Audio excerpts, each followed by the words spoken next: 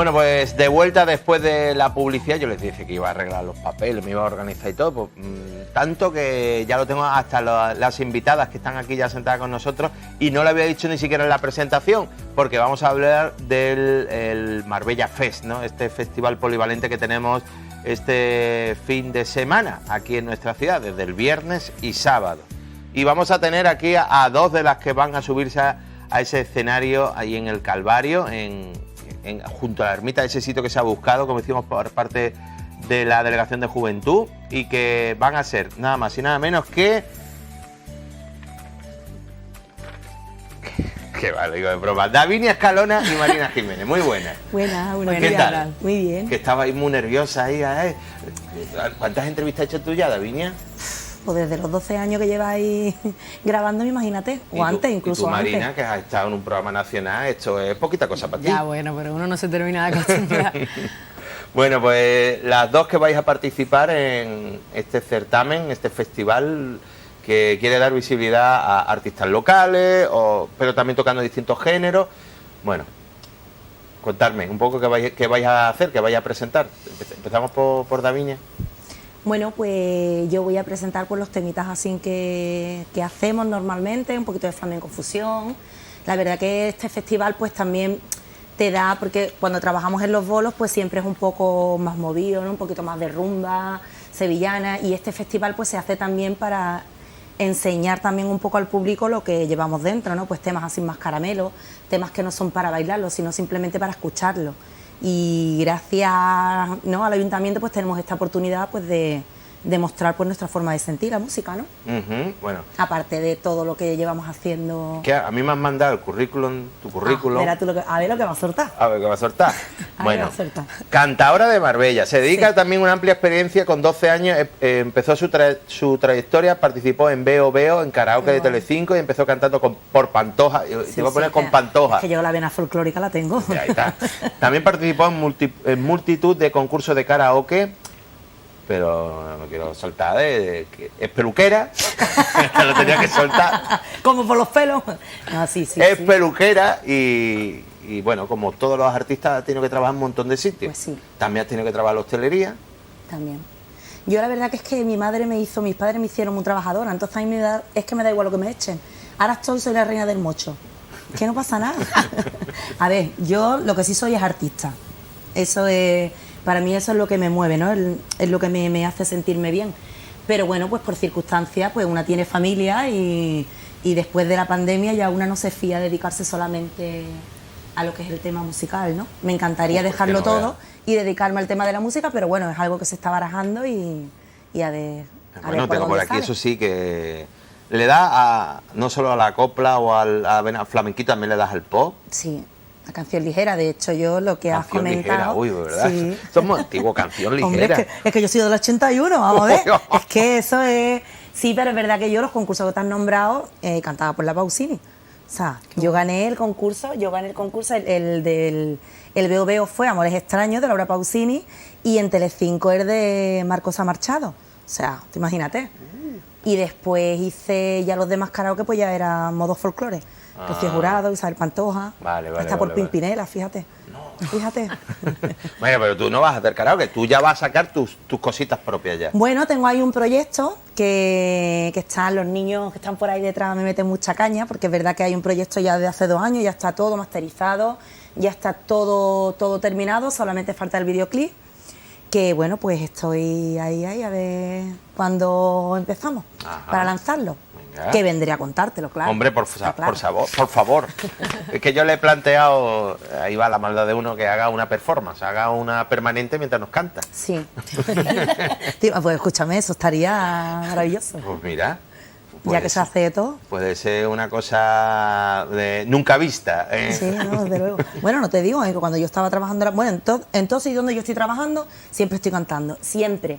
De hecho, en la última cafetería donde yo trabajaba, ya mi jefe me decía, escúchame, cállate, Farruca, cállate una mijita, porque yo siempre estoy cantando. Claro. ¿Cómo decía el que canta su mal espanta? Totalmente. Pues ¿tú estás mala? Yo no. Estás divina, ¿no? ¿Tú cómo me ves? Muy bien. Pues ya está. Yo te veo muy bien de pie, muy sonriente, ¿verdad?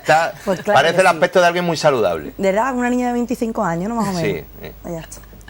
Claro, guau, tú Una sabes, niña de ¿no? tu edad. Tú sabes que Una los niña de tu edad. 40 son los nuevos Yo te 20. digo una cosa, yo estoy ahora mismo en la mejor etapa de mi vida, Qué guay. de verdad. Sí, no me quejo de nada. Bueno, te estás comiendo Digo, el tiempo de claro. Marina. No, tú preguntas porque si no es que la chiquilla no habla, digo, ya que ves. yo tengo mucho carrete. Bueno, pues, Claro. Marina Jiménez, ¿Qué tal? que también viene, tengo también aquí tu currículum. Y además lo primero que me ponen es una tímida malagueña. Uy, ¿sí? No sé, lo que primero que me han puesto es una tímida. Digo Hombre, yo. un poquito soy tímida, pero Pero cuando tímida, pero tímida. ¿Y cómo que te vas a un programa Pues eso digo nacional yo. como es La Voz? Pues eso digo yo. ¿Cómo te vas allí? La verdad que me presenté sin decírselo a nadie, o sea que tú imagínate. Yo estaba callada, hasta que no saliera eso que sí, yo decía, ya esto no lo cuento porque mejor me lo callo y ya cuando salga salió. Pero al final salió bien la cosa. Bueno, cuéntanos también, porque Davinia ya tiene una trayectoria. Tú en tu caso... Yo estoy empezando, Tú estás yo- empezando. Sí, yo llevo cosa de 2 añitos cantando en los bares y haciendo música en directo, ¿no? Y pues cogiendo tabla, cogiendo experiencia, quitando un poco la vergüenza y la timidez que todavía tengo. Y todavía me queda mucho tiempo seguro de tenerla. Pero bueno, poquito a poco, pues seguro, como confían en mí como lo están haciendo, pues seguramente me iré soltando. Y disfrutando de cada paso que doy en la música. O sea Te que- digo, Davinia, que hay que tener nervios, un poco tensión, algo así, 5 minutos antes. Ya una vez que empieza, Ya está, Sí, es verdad. ya te sueltas. ya está. Es cierto. Eso digo, ahí la timidez y tal, cuando los primeros compases se van. Sí, no, es verdad que nada más que uno abre la boca y empieza ya a cantar, ya se queda tranquilo. Bueno, es verdad que sí. Cuéntanos un poco, ¿tú qué vas a traernos a este festival? Bueno, yo también aprovecho, como ella ha explicado, porque la verdad es que es muy importante porque es una oportunidad muy grande de poder hacer lo que a ti te corre por las venas. Entonces, verdaderamente te hacen los temas que más te gustan o las canciones que más te motivan a ti o que más te emocionan y esperas que cause eso en la gente. Entonces, al final, en un bolo es lo que ella dice, tienes que hacer cosas que la gente esté animada porque la gente está disfrutando, pasándoselo bien, bebiendo. Entonces, pero al final allí pues te dan la oportunidad de poder hacer cosas bonitas y que te emocionen. Entonces, pues yo voy a traer eso, los temas que más me gustan, los que más me levantan el vello, como se dice, y a ver, o sea, a la que le harás gusta a la gente. cositas... Yo hago flamenco fusión, igual. Y hago pues música pop y hago también canciones un poco más moviditas, así. Y entonces- también me gusta el flamenco hondo, pero bueno, eso no lo hago. Eso me da respeto. Esto ya es otro terreno. Bueno, yo tengo otro a mi terreno. padre que es el que más me ha enseñado de eso, pero es verdad que me da respeto, que es algo más serio. Bueno, 22 añitos, ¿no? 23 para 24 ya. 23 para 24. Ahí está. Con 23, 24, ¿dónde estabas tú, Davinia? Ojo, pues mira, pues yo con 23 años estaba en Corea. ¿En Corea? En Corea del Sur, con uno que está por ahí detrás. Ojo, no ¿Qué me esperaba, hacéis en no me esperaba Corea? eso. Ahí estábamos. Y vine de Corea y me fui a Grecia. Así que estaba yo por ahí, estaba trotamundo total. O sea, que tú ya, esto de las tournées por ahí ya... Esto es maravilloso todo. Uf, Qué increíble. guay, joder. Bueno, Que se quede lo vivido. ¿actuáis el mismo día? Ella estuvo el sábado y yo estuve el viernes. Tú el sábado tienes complicado, pues sabes lo que tienes al lado, ¿no? Ah, La final de la Champions. ya, bueno, pero... A todo el mundo le gusta el fútbol. Claro. Ya está, no pasa nada. Esperemos. A mí esto me van a echar una bronca y decir, yo deja de ya hablar del fútbol, de hablar del fútbol. Yo se lo he dicho que ahí pongáis una pantalla. El fútbol En- se puede en ver. mute, pero en el la fútbol pantalla. se puede ver repetido. Claro, el Aquello fútbol- no se hace otra vez. Ya, pero Exactamente. ¿a qué hora te toca a ti actuar? Bueno, yo creo que empiezo sobre las 8:30 aproximadamente. O sea, justo cuando empieza la final. Yo voy a estar allí. Y de Miguel. pronto escucha gol, sea, pues yo tú te ya voy- yo voy a sabes. ver. Bueno, que el que quiera disfrutar y pasárselo Claro bien, que vaya, sí, y el hombre. Que no, pues... Que se puede ir allí, te pones ahí el móvil así al lado, lo vas viendo el reflejo y te vas Pero enterando. un gol de vez en cuando, tú sabes. Y tú dices algo así en el escenario, ¡vamos, gol! La gente va. Pero bueno, ya tienes alguna experiencia, ¿no? En conciertos así. Bueno, no te creas, ¿eh? ¿No te creas? No, no te... Bueno, Hombre, es una historia muy diferente Es a la televisiva. Sí, Que es aquello muy- es un poco lo que nosotros vemos, sí. es que es ya una cosa ya editada, ya... Claro. Y a verlo ya en directo... Sí, y aparte es distinto también a cantar en un restaurante o en un bar. Al final es un escenario y es una plaza y es Una presión. un concierto, es algo más... Sí, es lo que tú dices, un poco más de presión, pero yo creo que he hecho 2 cositas nada más así en todo lo que llevo, o sea que yo creo que es lo que me hace falta, ir haciendo cosas así y soltarme en ese aspecto y yo creo que va a estar guay. O sea que Has hecho entonces, directos muy poquitos has hecho. O sea, directos así. Así, en un escenario, no en un entorno... Hace poco hice la feria de mi barriada, en Churriana, que también lo hice así, pero poco, vaya. He acompañado 2 o 3 veces a ciertos artistas a teatro, porque me han invitado, por ejemplo en Cari Navarro me invitó Susan Bomba y estuve con ella, pero poco para lo que llevo, claro. Bueno, pues te digo, que me imagino que lo de la voz te ha ayudado un poco para darte a conocer, pero ahora ese trampolín lo tienes que utilizar tú ahora para impulsarte y hacerte... Sí, es un poco una herramienta para poder ir avanzando y subiendo, claro. Y además que me he soltado también más. Antes era más tímida, así que... o sea, que me he soltado más. Sí, sí. Ha sido una experiencia enriquecedora en todos los sentidos, la verdad. Está bien, ¿eh? Poco a poco se va soltando. Esto también forma parte de... Voy diciendo palabras. voy hablando.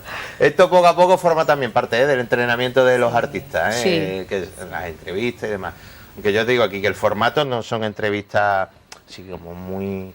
Aquí queremos que os soltéis. Claro. Sí, como en casa, ¿no? Pues, ahí está, que os soltéis, que si hace falta reírse, nos reímos. Que te cuento un chiste. Qué mala soy. Bueno, tampoco te pases.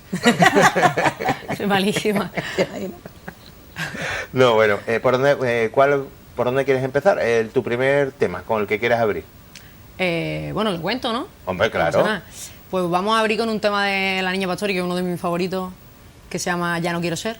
No sé si lo conocéis. ¿Es el que estabais vosotras ahí tarareando? No, antes? ese no es. Estábamos tarareando otra, pero eso te lo tararea ella. Vale. ¿Cuál?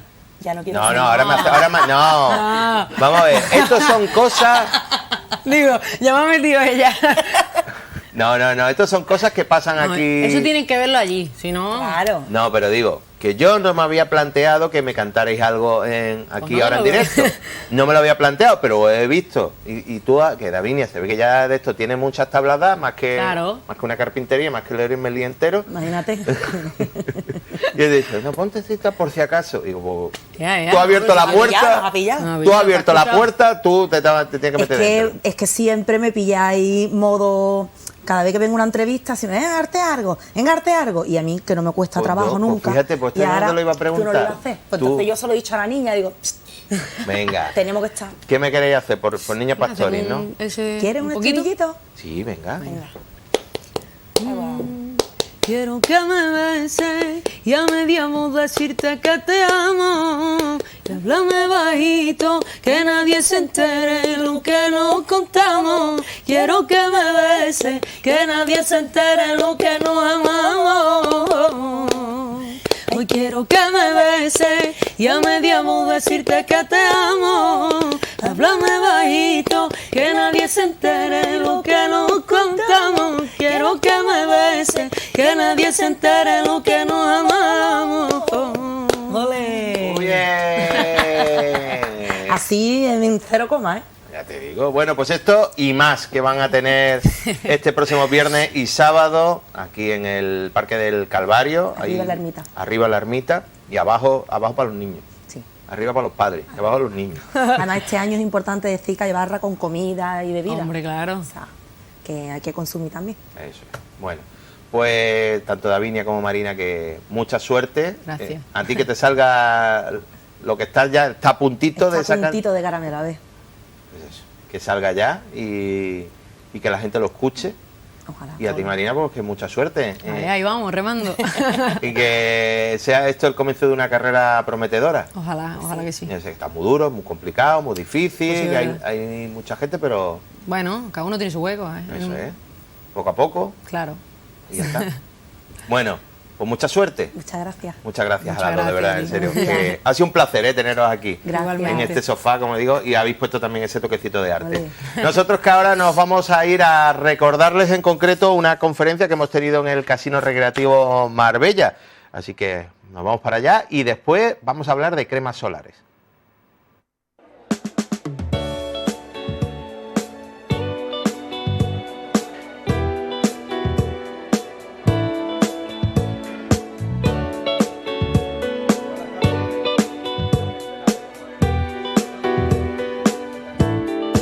Este nos pidió el padre don José que se hiciera, si le podíamos ceder esto para, y encantado de poder solo ceder y que se celebre aquí las conferencias estas. Son hasta el viernes Estupendo, muy bien. Va a dar Francesc Torralba, que es un doctor en filosofía de la Universidad de Barcelona y bueno, es un especialista en ética y en todo el tema, digamos, del diálogo. Y yo creo que andará por ahí no muy lejos, ¿no? Pues por aquí Y espero que podáis también vosotros entrevistarle y saludarle. Claro que sí. Mañana la va a ser otro doctor en teología, que es un hijo de Marbella, que es Rafael Vázquez, que sabéis que está en la conferencia episcopal. El miércoles lo va a dar una teóloga, sobre el tema de Jesús y el diálogo.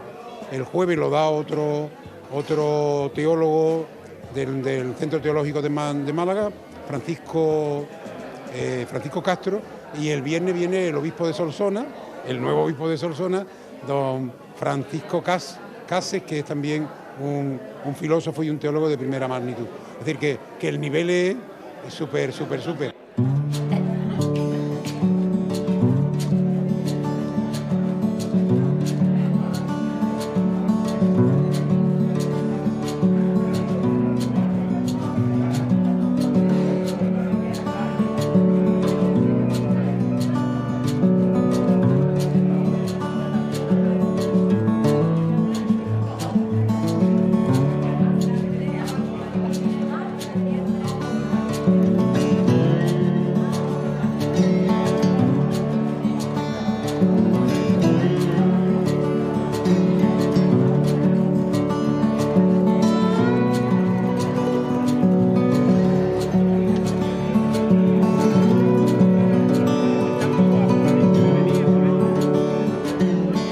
Voy a focalizar la atención en la cultura del encuentro, el valor del encuentro, la riqueza del encuentro y cómo el encuentro con los demás nos construye, nos permite desarrollarnos. Sobre todo esa idea, ¿no? A veces nos cerramos mucho, nos aislamos y la verdad es que lo que nos permite crecer es encontrarnos con otras personas de otras tradiciones y eso nos obliga a pensar, a conocer otros contextos, ¿no? Y de eso voy a hablar, sobre todo. Es una idea muy desarrollada por el Papa Francisco y me interesa desarrollarla más y compartirla con ustedes. Es muy interesante y por lo que puede ver se ha llenado esta sala. Bueno, pues lo celebro, la verdad, con ganas de explicar y sobre todo de que haya también conversación. No vengo solo a hacer un monólogo, sino que haya también interacción con otras personas. La verdad que estamos colaborando con todas las entidades, incluso bueno, con la iglesia, Nuestra Iglesia de Nuestra Señora de la Encarnación. Que a través de esto lo habéis hecho a petición de nuestro párroco. Correcto, a través de nuestro párroco, el cura José Antonio, don José Antonio, nuestro amigo Pepe, como le gusta que le llamemos, nos comentó la idea, nos encantó porque es un encuentro cultural con unos ponentes de máximo nivel. Hablamos con el ayuntamiento para que también colaborara y entre las tres entidades hemos hecho este ciclo cultural que bueno, que espero que guste porque la verdad que tiene muchísima expectación. Bueno, y al mismo tiempo tenemos las paredes del casino llenas de fotografías de Tico, maravillosas. Así es, que invito, gracias Bárbara por comentármelo, porque invito a que el pueblo de Marbella venga a ver estas fotografías tan originales del pasado y el presente. Yo en la inauguración en el día de antes de ayer se lo comentaba a mi hijo, estaba por aquí, como él no reconocía la calle, pero yo le decía, digo, Pepe, mira, en blanco y negro es el pasado y en colores es el actual, porque claro, la juventud no conoce cómo eran las calles antiguas de Marbella, entonces la verdad que es un trabajazo. Además, Tico la he puesto a la venta con un donativo de 30 euros, en un precio simbólico, y es simplemente para una ONG local, que todo es íntegramente para ellos, precisamente por una labor social más de esta entidad como es el Casino de Marbella.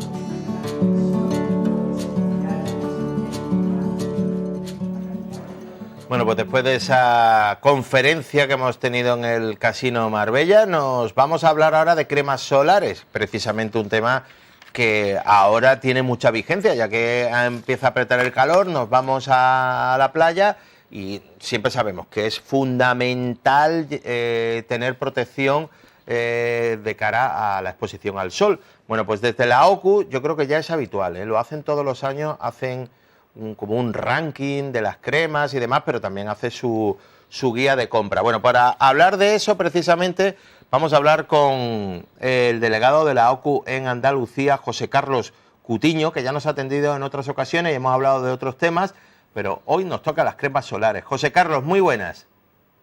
Buenas tardes. Bueno, toca hablar de cremas porque es que es lo que pega ahora, ¿no?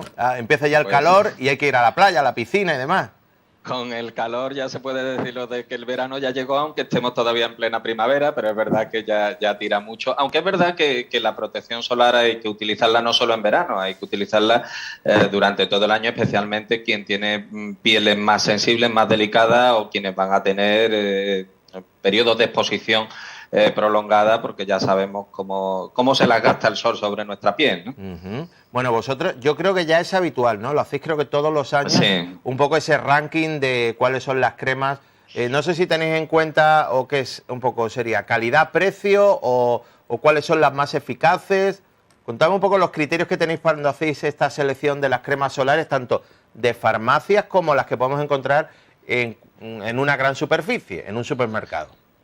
Pues sí, nosotros analizamos diversos formatos, desde 150 hasta 400 mililitros, con diferentes factores de protección. En este caso hemos analizado hasta 40 productos de las principales marcas, las más vendidas, agrupados en 3 categorías. Por un lado, las leches solares o lociones con factor de protección de 30, los sprays con factor de 30 y también hemos hecho especial mención a los protectores solares para niños con factor de protección de 50 o superior a 50. Como bien decían, no solo examinamos pues cuestiones como el envasado, el etiquetado, que se corresponda realmente el producto con lo que se está anunciando, pero sobre todo, evidentemente, valoramos la protección solar con 2 pruebas para averiguar si protegen frente a la radiación ultravioleta de tipo B y de tipo A, también para determinar cuál es el factor de protección real. Afortunadamente este año, decía, lo hacemos todos los años y ha habido años donde hemos tenido que denunciar que algunos productos no cumplían con el factor de protección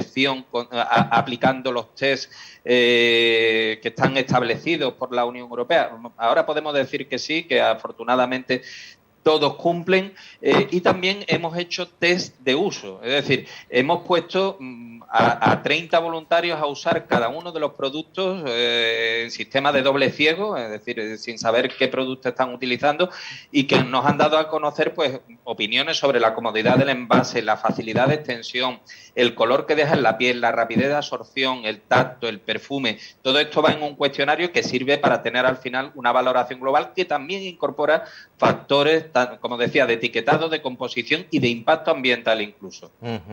¿Ha habido alguna sorpresa? Porque yo recuerdo en otras ocasiones que este estudio dejaba a veces en evidencia a productos que el público puede entender que son más especializados o que pueden tener una mayor eficacia porque se venden en farmacia y sin embargo se desechaba más el que venden en el supermercado y a veces la sorpresa es que era más eficaz el del supermercado que el de la farmacia.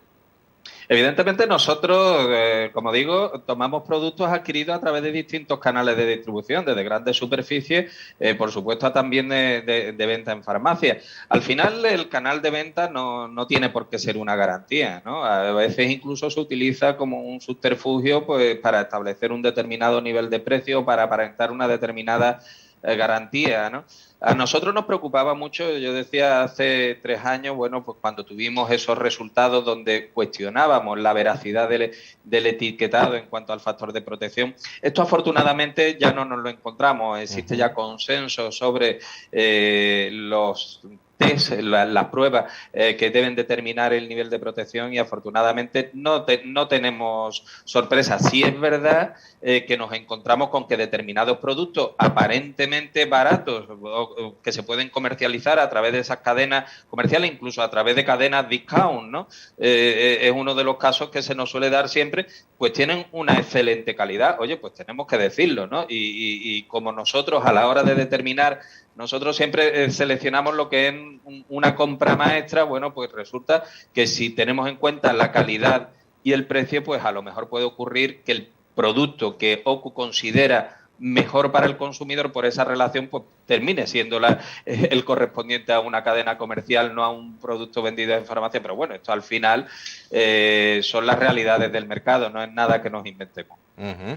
Bueno, yo tengo aquí el dato de que la compra maestra, vosotros la ponéis en este caso en el protector solar de la cadena Lidl, se llama Lidl 100 Sun, loción solar en spray para niños, factor más de 50, es la que más destaca, tiene una puntuación de 69 y una etiqueta de buena calidad, y el precio del envase no llega a los 6 euros. Por eso vosotros, por ejemplo, ese producto lo habéis puesto como sería la opción compra maestra. Efectivamente, porque tenemos que ponderar también el factor precio. En este caso, además, un producto destinado a los niños que tiene que ser especialmente seguro y arroja unos parámetros de calidad en relación con su precio, pues son realmente importantes.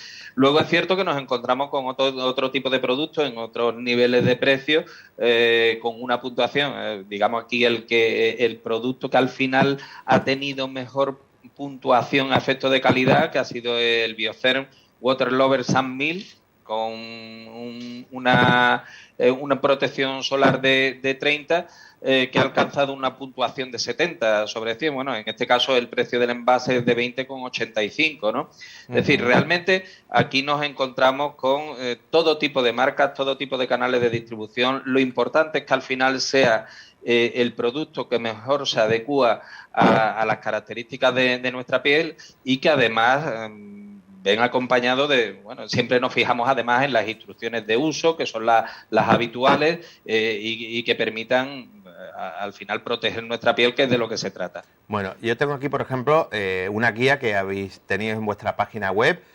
Por ejemplo, hay los distintos grados de factor de protección. Factores de 15 a 25, protección media, de 30 a 50, alta protección, y más de 50, que serían ya los de protección muy alta. Ahí ya, ¿qué recomendáis vosotros? ¿Depende ya cada persona o mejor siempre optar por una protección alta para evitar problemas? Evidentemente la protección alta es siempre una garantía de seguridad sanitaria, ¿no? Pero si luego queremos pues un mayor nivel de bronceado, pues probablemente tendremos que reducirlo. Aquí la cuestión siempre se trata de ser precavido. Evidentemente el consumidor es el que determina cuál es el nivel de protección al que se quiere someter, pero en función del fototipo, aquí entra también mucho el color de nuestra piel. Pues desde luego lo recomendable es recurrir al mayor factor de protección en función de ese fototipo que tenemos, porque de lo que se trata, esto no es un producto meramente cosmético, estamos hablando de una barrera fundamental para proteger la piel de quemadura, del desarrollo de patologías como el cáncer de piel, y aquí evidentemente a mayor protección, mayor garantía, mayor seguridad, más tranquilos estaremos. Bueno, lo que sí lo has comentado anteriormente, una de las cosas que habéis comprobado es que parece ya que el etiquetado se corresponde realmente con el producto que compramos. Que eso desde luego. Eso hace varios años no sucedía, o te vendían como una protección que al final no era real. Efectivamente, precisamente esto dio lugar a polémicas que tuvieron que ser resueltas a través de la propia agencia de la Ecosan, lo que era el antiguo Instituto Nacional de Consumo, que ahora integra otras funciones también, y a raíz, porque nosotros además cuando hacemos este estudio lo pasamos a los fabricantes, lo pasamos a las marcas para que lo conozcan, para que incluso si tienen que hacer algún tipo de alegación, pues la haga, ¿no? Y en aquel momento pues hubo discrepancias sobre los mecanismos de evaluación de estos productos, porque nosotros utilizamos laboratorios que son los mismos que terminan trabajando para las propias marcas, para los propios fabricantes. Es decir, los procedimientos de análisis en laboratorio están perfectamente testados, se someten a normativa europea en cuanto a cómo realizar estos estudios y evidentemente los resultados son los que son. De hecho, en aquel momento y tras esa polémica que se produjo por la discrepancia entre el factor de protección que se atribuía y el resultado que daban los estudios, nos terminaron dando la razón por parte de las administraciones públicas y en ese sentido afortunadamente hemos mejorado, hemos ganado mucho terreno y a día de hoy podemos decir que efectivamente los productos que nosotros hemos testado, esos 40 productos, se corresponden con lo que informa su etiquetado fundamentalmente a nivel de factor de protección. Bueno, aquí tengo también en vuestra guía que tenéis publicada en vuestra página web también que hay unos ingredientes que pueden estar dentro de esos productos, de esas cremas solares, que son realmente pueden ser hasta peligrosos, ¿no? Veo aquí, por ejemplo, el propilparaben y el butilparaben, que dos conservantes que tienen un efecto disruptor endocrino, es decir, que pueden incluso afectar o alterar nuestro sistema hormonal. También aquí vosotros decís que es poco recomendable el OMC, que es un filtro solar también sospechoso de ser un disruptor endocrino. O sea, aquí hay que tener un conocimiento de biología para conocer qué cosas nos estamos poniendo en la piel.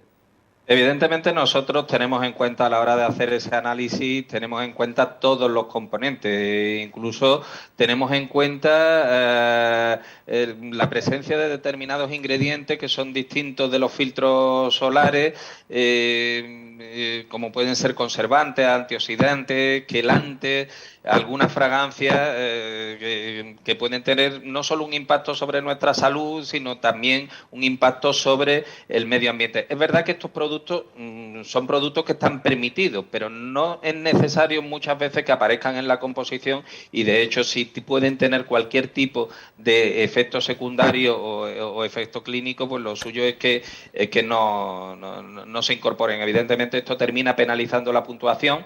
El hecho, nos hemos encontrado por ejemplo en los etiquetados que es muy normal el utilizar menciones como pueden ser que no tiene parabenos. Es decir, evidentemente hay parabenos que son más peligrosos, que son los denominados de cadena larga, como esos que mencionaba, pero no tienen por qué ser siempre perjudiciales.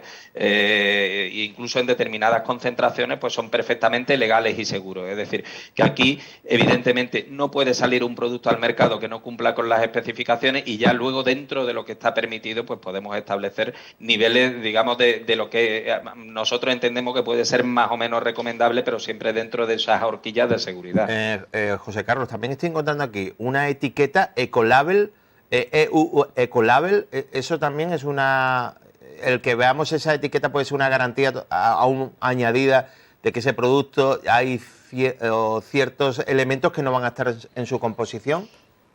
Efectivamente. Bueno, aquí la etiqueta ecológica de la UE, Ecolabel, toma una serie de referencias en materia de sostenibilidad. Evidentemente, un producto que tiene esta etiqueta Ecolabel va a presentar unos índices de sostenibilidad mejores que las que no lo tienen. Pues, por ejemplo, esta etiqueta indica que el envase primario debe de estar diseñado para garantizar que al menos el 92% del producto se pueda extraer fácilmente del envase, de forma que el residuo sea siempre inferior al 8%. Es decir, realmente aporta una serie de valores que nosotros consideramos que el consumidor también debe de tomar en consideración, porque al final la protección del medio ambiente y del entorno, bueno, pues es importante para todos. De hecho, nosotros a la hora de puntuar hemos tenido en cuenta cuáles son los materiales del envase principal, si se facilita su separación y reciclaje, si no conllevan, si no traen también envases secundarios innecesarios. Incluso llegamos a calcular la ratio envase-producto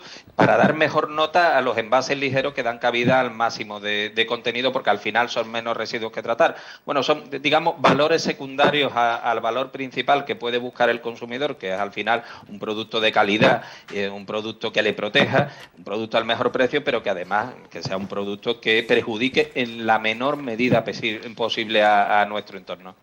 Bueno, pues José Carlos, muchas gracias por las recomendaciones y espero que pues, la gente tome buena nota.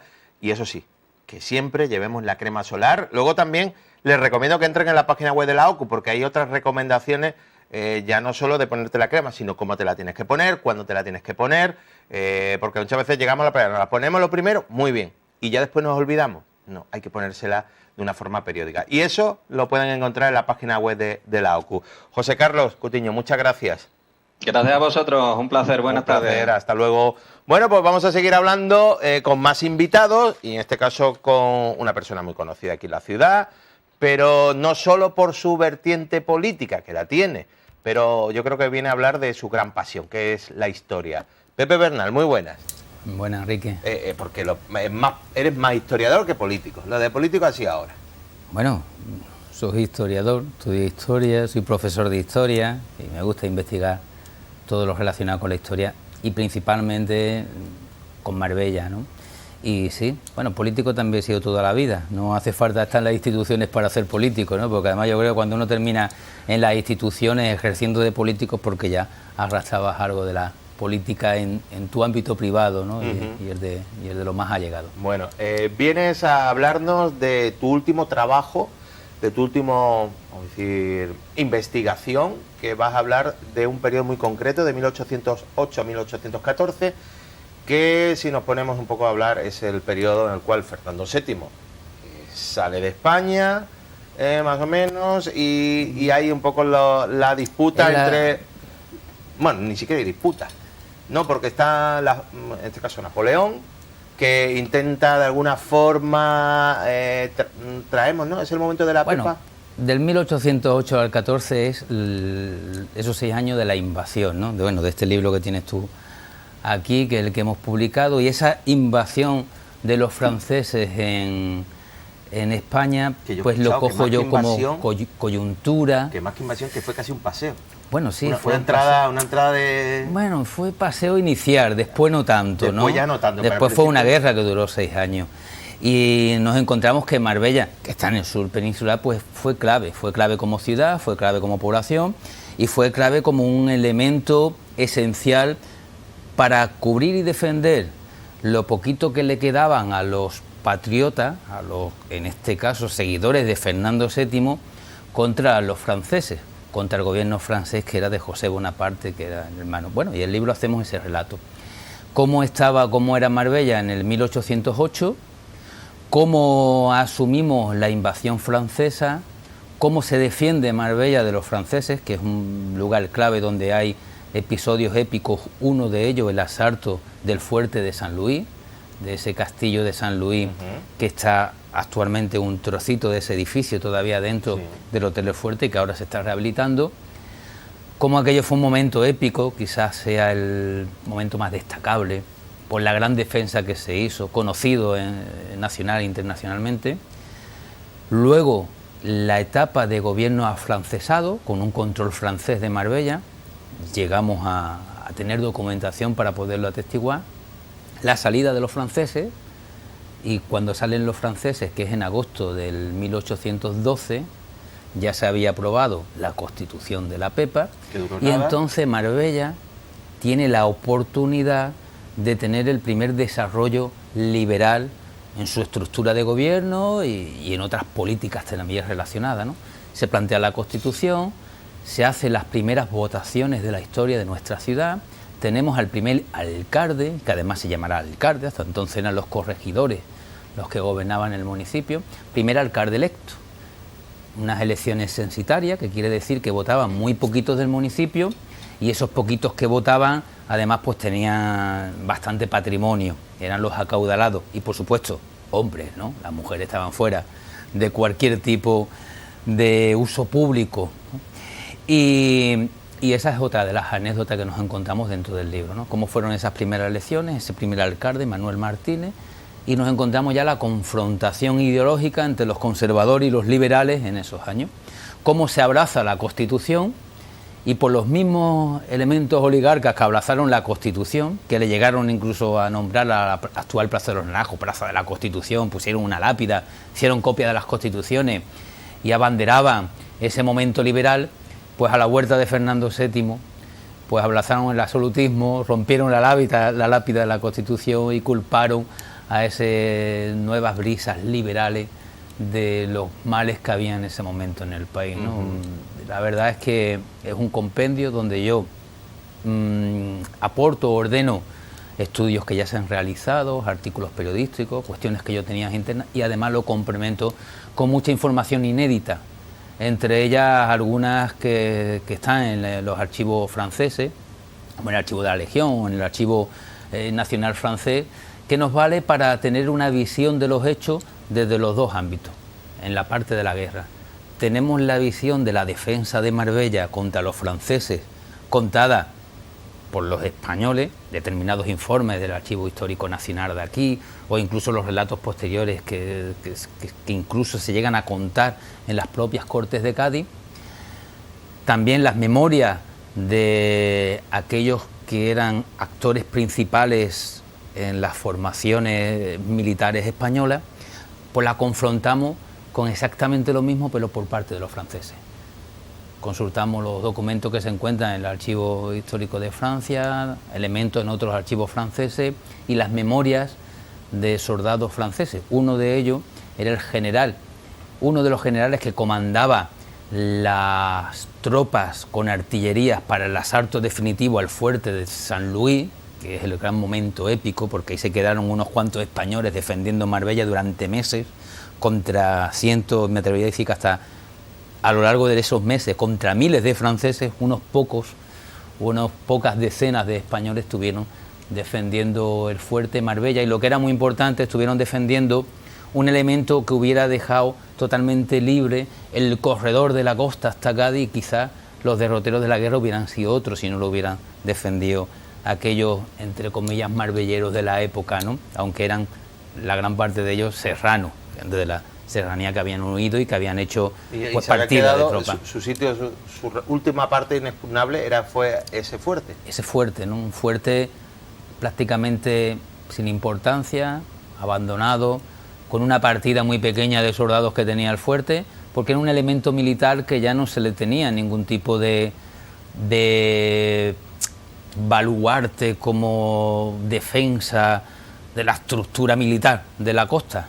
Pero sin embargo aquello que en su momento se construyó para la defensa, pero que ya no tenía apenas uso, se convirtió con el sargento, que era el gobernador del fuerte, el sargento Rafael Ceballos Escalera, se convirtió en uno de los episodios épicos más importantes de la Guerra de la Independencia en nuestro país. Episodios preciosos que aquellos que puedan leer el libro, y si no se lo quieren leer o no lo pueden comprar, que ese episodio está en internet y yo les invito a que lo puedan consultar porque era épico. Y en eso es, como venía diciendo, tenemos el relato de los españoles y tenemos relato de los franceses. Bueno, Pepe, que hemos vendido muy bien todo el libro, pero no hemos dicho dónde lo vas a presentar. Bueno, que lo vas a presentar este viernes a las 6 de la tarde en el Centro Cultural Cortijo Miraflores. En el Cortijo Miraflores me iba a acompañar Isabel, que era la ministra, pero al final se ve que como estamos en esto de las elecciones, tenemos que tener cuidado con presentar cosas, inaugurar cosas con determinados un libro, que es un libro. ¿No? Pero bueno, hemos pensado, yo además con ella tengo amistad, ella fue alcaldesa de Puerto Llano, que por lo cual yo la tengo, la amistad mía con ella es anterior a que fuera ministra, y Puerto Llano y la zona sur de Castilla-La Mancha fue también una zona importante por el nudo que significaba con la entrada a las Andalucías en la lucha contra el francés. El francés era contra Napoleón, ¿no? Contra los franceses, y ella pues me dijo, yo me encargo de presentarlo, y al final hemos decidido que mejor que no esté, que nos dará oportunidades para presentarlo, pero sí lo van a presentar dos personas que yo le tengo un cariño tremendo y que son dos personas a las cuales le debe mucho este municipio. Uno es Paco López, que es el archivero, que es una persona que ha aportado a la historia del patrimonio de nuestra ciudad grandes logros, y el otro es Andrés García Baena, que es el editor del libro, que tiene en marcha una editorial con todo lo que conlleva. Eso sí que son deportes de riesgo, ¿eh? Montar una editorial tal como está hoy el mundo y el país. Sí. Y es otra persona al que aporta al municipio el hecho de que tengamos la oportunidad de poder escribir historia y otras cuestiones, otro abanico mucho más amplio que él tiene en su editorial, que enriquece el patrimonio de esta ciudad. Cuando se acaba la guerra, la vuelta de Fernando VII supone un retroceso, ¿no? Es que claro, tengo, por lo que he podido escuchar y leer, como que la figura de Fernando VII es como algunos le ha llamado, un mastuerzo, como lo han puesto así, calificativos como de lo peor que pasó, porque era agarrarse a una tradición que ya era en contra natura, iba en contra de los tiempos que había. Sí, bueno, era el rey felón, el mastuerzo, lo cierto, la historiografía lo ha maltratado mucho, no sin razón, pero tenemos que tener en cuenta que... No, hay que decir que llegó, lo primero que hizo en su vuelta fue cargarse la Constitución.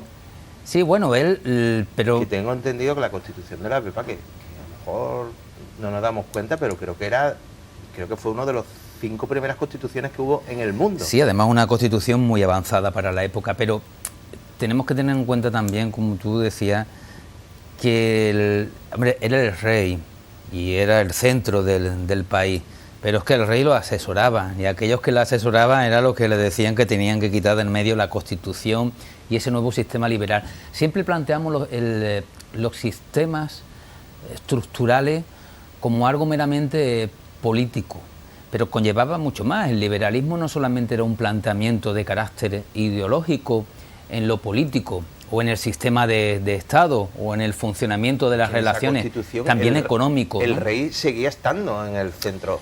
Sí, claro que sí, pero permitía... se eliminaban restos del antiguo régimen, desde la Inquisición hasta el control absoluto de la Iglesia, la fuerza que tenían los nobles en aquel entonces, pero también la economía, el control de la economía. Verdaderamente, desde una revisión histórica, fue mucho más grave para el país el que no se hubiera permitido la apertura económica librecambista antes para España, que lo hubiera favorecido mucho, sobre todo en las pérdidas de esas colonias sudamericanas, donde creíamos que teníamos que seguir teniendo a esas colonias como posesión del país, y teníamos que haber hecho un planteamiento más como el que tenían los británicos, que las colonias lo que nos interesaba era para la comercialización, para la economía, que fuera la metrópolis de España y las colonias fueran colonias económicas y no colonias políticas. Pero vamos, ese es mi planteamiento histórico, que yo creo que se sale hasta del libro y hasta de la charla que estamos teniendo. Bueno, como digo, has recogido un periodo muy concreto, muy definido, 6 años, son 6 años, como digo, pero muy intensos y muy conflictivos aquí en la ciudad. Bueno, sí, la parte de la guerra... cuando comienzo el libro hago una descripción de cómo era Marbella, y cuando termino el libro vuelvo a hacer una descripción de cómo quedó Marbella tras la guerra, ¿no? Sobre todo para saber lo que se destruyó con la guerra y también cómo cayó la economía con la guerra, cuáles eran los sistemas de estructura en el que se mantenía la ciudad antes y después de la guerra. Y dentro se divide el libro en 2 partes. Por un lado está la parte bélica, que tiene 2 elementos importantes, tiene varios, ¿no? Pero yo 2 importantes. Uno es el asalto al castillo de San Luis, al fuerte de San Luis, y el otro es un intento de recuperación por parte de los serranos, de los patriotas que están en la sierra. En la sierra estamos hablando pues de toda la zona de Coí, de Monda, de la parte de Istán, sí, de Casarabonela, eran todos los que eran expulsados por los franceses, llegaban hasta aquí, hasta la costa. Se conformaban soldados que habían huido, ciudadanos que se habían ido de esos municipios, se conformaban en partidas de serranos, se llaman serranos porque estaban en la sierra, y ellos lo que intentaban era volver a recuperar. Y hay un intento con el general Serrano Bardenebro, en el que intenta aglutinar a todas las tropas de la serranía para recuperar Marbella. Y está bien fundamentado porque tenemos todos los planos de cómo querían hacer el asalto, y en esos planos encontramos cómo estaban situados los militares franceses en el municipio. Por ejemplo, cómo el gran fortín de los franceses, al igual que de los patriotas fue el fuerte de San Luis, el de los franceses era el convento de San Francisco. En esa guerra, el convento de San Francisco, que es donde está ahora el albergue Marbella o el albergue África, ahí es donde se destruye el principal convento de la ciudad, que estaba ya pasado el barrio alto de Marbella. Sí. Cómo los franceses, los dirigentes franceses se sitúan en la plaza del Santo Cristo, donde está la fonda, era donde se quedaban los militares de alto rango. O sea, toda esa distribución de los militares franceses estaban. Y también nos encontramos el sistema afrancesado. El sistema, o sea, es uno de los pocos sitios donde nos podemos encontrar en España, el sistema, o sea, en el sur, en la costa, que es el sistema del funcionamiento de los ayuntamientos afrancesados, porque los militares eran franceses, pero los municipios eran del propio municipio. Se le llamarían municipalidad, ya no era ayuntamiento como le llamarían los liberales, ni era una ciudad como se planteaba al mando de un corregidor, como lo planteaban hasta el momento los absolutistas. Era una municipalidad con determinados ciudadanos que se pusieron al frente de esa municipalidad. Luego, cuando se expulsan a los franceses, muchos de estos alcaldes, regidores, personas que habían estado al frente de la administración de la ciudad, que al fin y al cabo eran habitantes de Marbella, pues tuvieron que pasar por una causa general, por un juicio, acusados de afrancesados, de colaboración con el régimen francés, y algunos de ellos pues terminaron perdiendo sus posesiones y otros terminaron incluso en la cárcel, ¿no? No hemos constatado que algunos los haya, muchos de ellos huidos, ¿no? Pero sí que tuvieron condena, ¿no? Posiblemente muchas de ellas perdieran la vida. También es cierto que tal como iba pasando el tiempo, y eso lo atestiguamos, se puede demostrar en el libro, esas primeras condenas sumarísimas de colaboración con los franceses se va suavizando y al final muchos de ellos se quedan con un halo de que tuvieron que colaborar con los franceses para mantener en las mejores condiciones posibles a los habitantes de Marbella. Pero en el trasfondo lo que había era que los colaboradores de los franceses eran los que sabían escribir, los que sabían leer, los que sabían llevar las cuentas, los que conocían del registro, y eran esenciales para los franceses, pero también fueron esenciales para cuando después nuevamente Fernando VII impuso la vuelta del absolutismo a la ciudad de Marbella. Bueno, pues eso, si quieren tener más detalles, incluso conmigo, pues sobre todo pues ver in situ al autor, 27 de mayo. O sea, el viernes a las 6 de la tarde en el Cortijo Miraflores. Pues, Pepe, no sé, te iba a preguntar si en qué estás trabajando ahora, pero no sé, con tanto como hay ahora mismo de trabajo en lo político. Bueno, a mí me gusta investigar mucho, bueno, a mí en la historia y yo lo que hablo son varias líneas. O sea, este libro no es que lo hago. Una de las cosas que me quedó de la pandemia es cuando teníais que hacer los plenos telemáticos, era tu biblioteca. Sí. Esa biblioteca que tenías detrás. Esa biblioteca, esa que tengo detrás, solamente son de temas malagueños y de Marbella. Ah, que tienes más. Ser despacho donde yo trabajo. Esos son solo libros de historia, de temas de la provincia de Málaga, de Marbella. Tu mujer te dice, ¿otro libro? ¿Otro libro? ¿Dónde vamos a poner los libros? No, son líneas de investigación y a mí la pandemia me ha ayudado. Afortunadamente no he tenido una erupción familiar con la pandemia como han tenido otras familias, y a mí en parte me ayudó a poder ordenar todos los apuntes que tenía desde hacía muchos años y mucha documentación para poder escribir el libro. Pero línea de investigación tenemos. Yo de broma o de cachondeo muchas veces digo que en la pandemia me salvó de que en mi casa se rompió el horno. Entonces en lugar de hacer pan como hacía todo el mundo, pues yo me puse a escribir. Es verdad que nos dio también alguno por hacer pan, es verdad. Pues Pepe, pues nada, que a seguir trabajando y para divulgar la historia de esta ciudad. Pues muy bien. Muchas gracias. Son casi todos los que se dedican al patrimonio, y en eso yo me excluyo, son héroes que tenemos que mantener. Así que la historia, recuperarla es importante y transmitirla es mucho más. Por eso yo agradezco a todos los que forman parte, pero sobre todo a Paco López y a Andrés García Baena, que hayan hecho posible este libro conmigo. Bueno, que sepas que esto quedará para la consulta.